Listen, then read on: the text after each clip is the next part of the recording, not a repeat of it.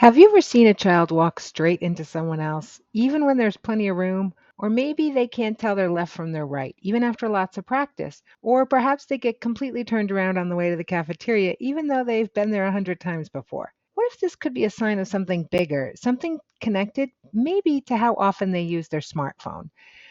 Don't get me wrong, technology isn't the villain here, but more and more kids are spending their days heads down, locked into screens.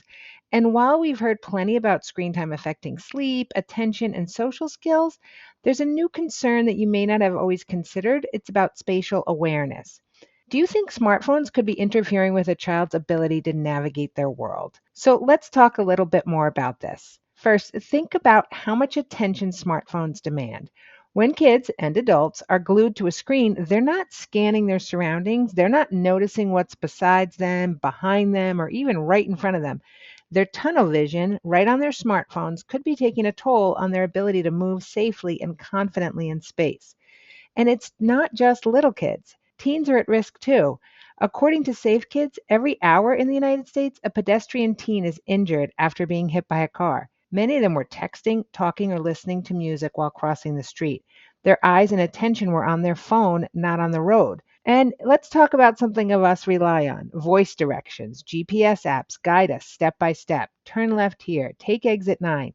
That's great for convenience, but not so great for developing visual spatial skills. When we don't actually look at the map, we miss the chance to visualize how places connect.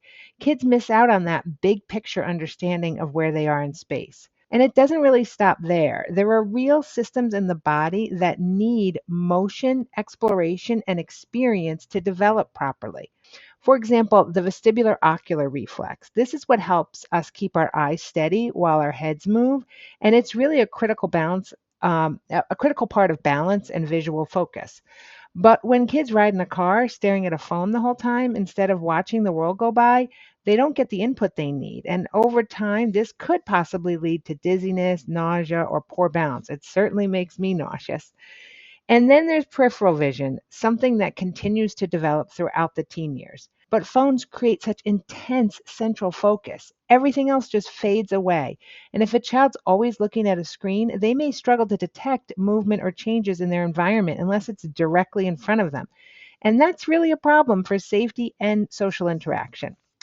And a little bit more about the vestibular system, the part of the inner ear that helps us detect movement and stay balanced.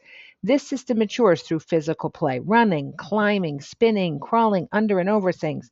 But if kids are sitting still, just swiping on a screen, they're not getting that sensory input. So the result, less body awareness, less confidence in movement, and less spatial awareness. And here's the big one. Play is how children build all of these skills. Climbing at the playground, dodging friends during tag, building with blocks or Legos, jumping over obstacles, solving puzzles.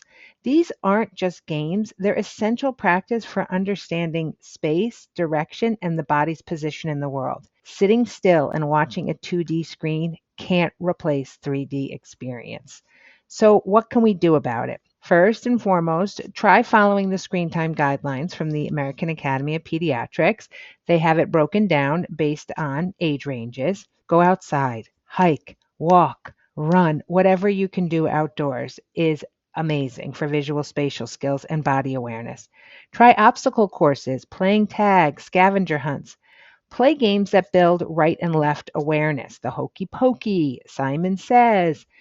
Use puzzles, blocks, and construction activities to spark visual spatial talk and vocabulary words, and encourage movement games that require navigating around people and objects because real world movement matters. Let's help kids look up, move around, and reconnect with their surroundings. Because spatial awareness isn't just a skill, it's actually a foundation for safety, confidence, and independence. Check out more resources at your therapy source for more ideas. And if you like this video, don't forget to like and subscribe. Thanks.